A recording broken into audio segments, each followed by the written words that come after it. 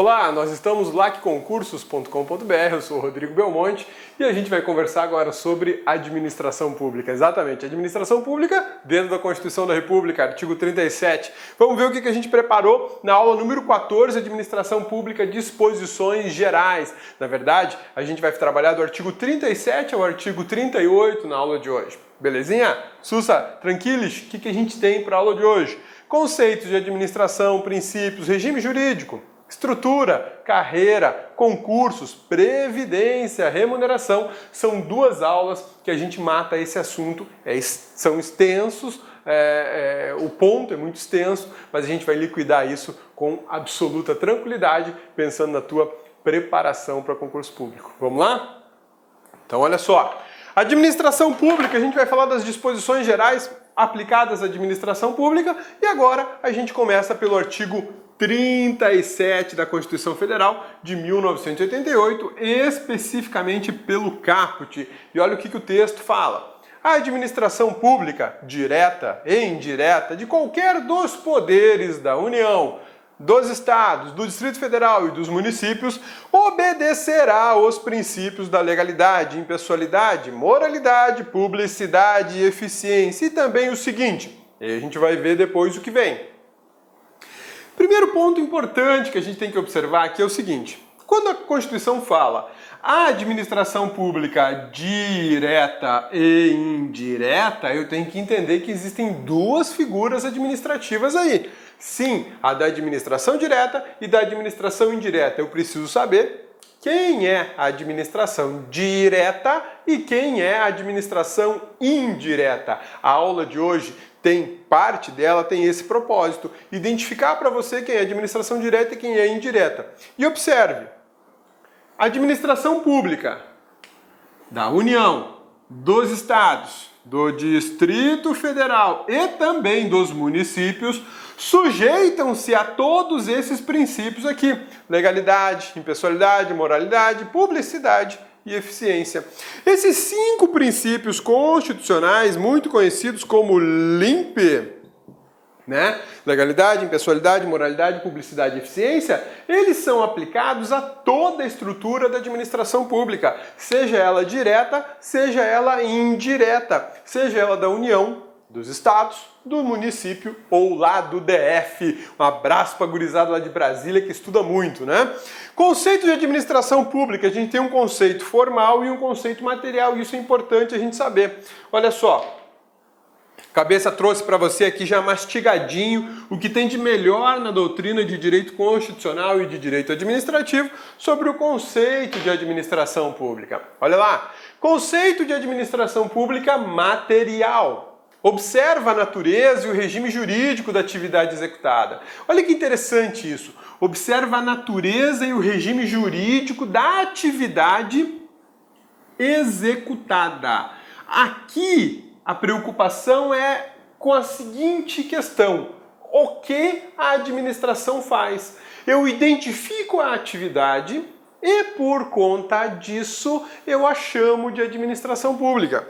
Então, é aí que a gente acaba entendendo, muitas vezes, que algumas instituições privadas, algumas pessoas jurídicas de direito privado, são consideradas e chamadas administração pública. Por quê? Porque eu estou observando o que ela faz, o serviço que ela desempenha. E serviços públicos, nós bem sabemos que podem ser executados por particulares e pela própria administração pública.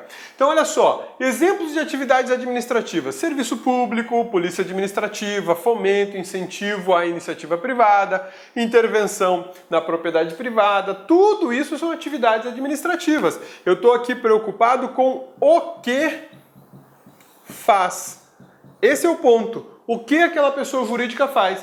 Se eu adotar o conceito material, eu identifico o serviço, eu identifico o que ela faz e a chamo de administração pública. Vamos entender agora o conceito formal ou subjetivo, que isso vai gerar um contraste entre um conceito e outro e vai ajudar a fixar melhor o teu entendimento. Belezinha? Sussa, tranquilos? Aqui comigo, ó. Formal ou subjetivo? Não há relevância para a atividade. nem para a natureza jurídica, classificada por lei como administração pública. Este aqui, o conceito formal ou subjetivo, é o adotado no Brasil. E isso aqui é muito importante a gente saber, tá? Porque em provas de concurso público nós temos que entender que apesar de existirem dois conceitos muito difundidos, muito trabalhados, no Brasil optou-se por adotar um conceito legal, um conceito formal. É administração pública aquilo que a lei diz que é administração pública, né? Considera o órgão e não a atividade, administração direta e indireta. Olha só, Opa, não é isso que eu quero, é esse aqui, ó. Nesse esqueminha aqui, que eu já fiz assim de propósito, para você poder memorizar e facilitar a sua visualização, você vai escrever o seguinte, pega seu material aí de apoio e escreve nele, tá? Administração pública pode ser indireta e pode ser direta, tudo bem? Essa administração pública a gente já sabe que a indireta pode ser da União, pode ser do DF, municípios e estados. A mesma coisa aqui, União, DF, municípios e estados, ok? Beleza? Sussa! Ela pode ser, portanto, federal, estadual, municipal e distrital. Quando eu falo em administração indireta, a gente vai entender ou vai estudar que nós estamos falando de empresa pública, sociedade de economia mista, de autarquias, de fundações, né, de agências reguladoras e por aí vai. E quando a gente fala de administração pública direta, eu estou falando de órgãos públicos como a União, os estados, o DF e os municípios, além dos seus ministérios, secretarias e por aí vai. A lista é enorme, é muito grande. Essa expressão administração pública, a gente pode observar no seu conceito material, e aí eu vou levar em conta o que faz, né? O que faz, ou no seu conceito formal. Quem é? Quem é? O que faz e quem é? Como assim, cabeça? Eu não consegui pegar essa ideia. Isso aqui é para facilitar a sua vida. Tá? É para facilitar a sua vida. Quando eu pensar o que faz, o que aquela pessoa jurídica faz? Ah, aquela pessoa jurídica é responsável pela execução do transporte coletivo entre Águas Lindas e o Distrito Federal, Águas Lindas e Brasília, né? Que é uma região ali do entorno do Distrito Federal. Então, o que eu tenho ali? Uma pessoa jurídica executando um serviço de transporte coletivo. Se eu adotar o conceito material, aquela pessoa jurídica ela pode ser chamada de administração pública. Por quê? Porque o serviço de transporte coletivo tem natureza constitucional de serviço público. Aquela atividade de conduzir passageiros de um local para o outro é uma atividade de serviço público. Então eu estou olhando para o que faz, estou olhando para o serviço. Se você pensar na telefonia celular, por exemplo, né? Telefonia celular, você tem um telefone celular, está falando, esse serviço de telefonia celular é um serviço público. Aí você olha para a Vivo e fala, bom, se o serviço é público e é executado pela Vivo, a Vivo é a administração pública. Por quê? Porque eu estou dando importância para o serviço e não para a pessoa. Diferentemente do conceito formal ou legal, que me interessa, na verdade, quem desempenha o serviço e não o que é desempenhado, o que é executado. Quando eu tenho essa preocupação, eu estou pensando justamente na pessoa. E a lei diz quem é. A lei diz para nós, a Constituição diz para nós que existe administração direta composta de órgãos públicos sem personalidade jurídica. E a administração indireta composta dessas pessoas jurídicas, empresas públicas, sociedades de economia mista, autarquias, fundações, e por aí vai, e por aí vai. Então, isso é muito legal a gente entender e saber. Dois conceitos bem basicões que você vai ver tanto em constitucional como em administrativo. Olha só, quando eu falo em administração direta, eu estou falando em município, estou falando na União, estou falando em estados e DF. Cada uma dessas figuras aqui, e aí eu já vou esclarecer uma dúvida de alguns alunos meus, olha só, a União, ela é o que a gente chama de ente político. Não só a União, estados, DF, municípios são entes políticos, tá? Onde é que eu acho isso? Artigo 1º da Constituição Federal de 1988, artigo 18 da Constituição Federal de 1988. Eu tenho lá, nesses dois dispositivos, a identificação de estados, União, municípios e DF como entidades políticas. Por que entidades políticas? Porque eles formam a federação, a sua organização e a sua administração. Além de serem entes políticos, são pessoas jurídicas de direito público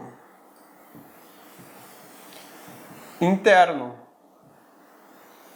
E cada uma dessas figuras aqui possui órgãos, que podem ser, por exemplo, órgãos autônomos, órgãos de supervisão, órgãos de execução, e por aí vai a classificação. Esses órgãos públicos não detêm personalidade jurídica. Quem detém a personalidade jurídica é o município, a União e o Estado. Belezinha? Sussa? Tranquilos? Isso é super importante você entender, porque os princípios da Constituição aplicados à administração pública dizem respeito a toda essa estrutura. E quando a gente pensa em administração indireta, a situação muda um pouco, né? Mas eu a mesma lógica, com o mesmo raciocínio, só que com uma configuração um pouco diferente, né? Olha só, agora eu estou dentro da estrutura da administração pública indireta reconhecida pela Constituição Federal lá no artigo 37. A Constituição reconhece a existência das seguintes pessoas jurídicas dentro da administração pública indireta. Isso serve para os estados, municípios, União e DF. Quem são? Autarquia, fundação, sociedade de economia mista e empresa pública. Cada uma delas pode ter suas subsidiárias. O que são subsidiárias? Outras empresas ligadas a elas realizando alguma atividade que seja parte da atividade de uma empresa pública, de uma sociedade de economia mista, por exemplo. Quando a gente pensa, rapidinho, quando a gente pensa, por exemplo, na Petrobras. A Petrobras, ela transporta petróleo, né? Mas para transportar petróleo com eficiência, ela precisa de petroleiros. Então ela pode criar uma empresa naval, uma indústria naval para fazer petroleiro só para ela. Vai ser uma subsidiária da Petrobras. E o excedente ela pode até comercializar no mundo, mas a regra básica é essa, eu crio uma subsidiária para atender uma necessidade que eu tenho. Porque muitas vezes uma empresa, uma pessoa jurídica dessas aqui, fica dependente de um particular, e aí a sua atividade pode ser emperrada, né? Nos negócios, no mundo, as coisas são um pouquinho diferentes do que a gente imagina ou do que a gente pensa, né? A Petrobras, por exemplo, que é uma empresa que compete no mercado internacional de petróleo, de repente ela compra uma frota de petroleiros para poder transportar petróleo pelo mundo, porque isso gera uma rentabilidade muito grande para ela. Ocorre que outra grande empresa concorrente dela pode, de alguma forma, prejudicar isso, né? Comprar ações desse particular que produz navios petroleiros que ia atrapalhar o transporte da Petrobras.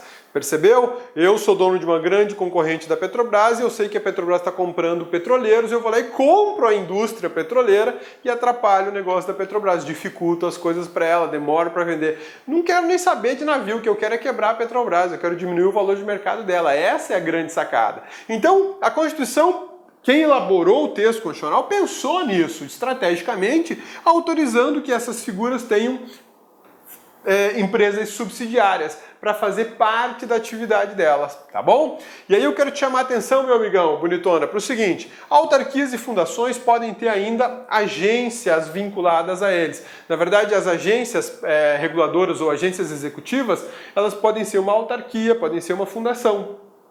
No momento certo, lá na matéria de Direito Administrativo, vocês vão estudar isso aqui. Mas por que eu estou trazendo essa informação básica e superficial? Para você entender que tudo isso aqui está dentro da Constituição Federal de 1988. Vamos analisar um pouquinho agora sobre administração indireta. E esses são pontos da Constituição, seguindo aqui a nossa aula para te esclarecer toda e qualquer dúvida, te introduzir no estudo do direito constitucional à administração pública e, se você já conhece, revisar para ficar fortão para a hora da prova desossar a prova e devolver só os ossos para o examinador, né?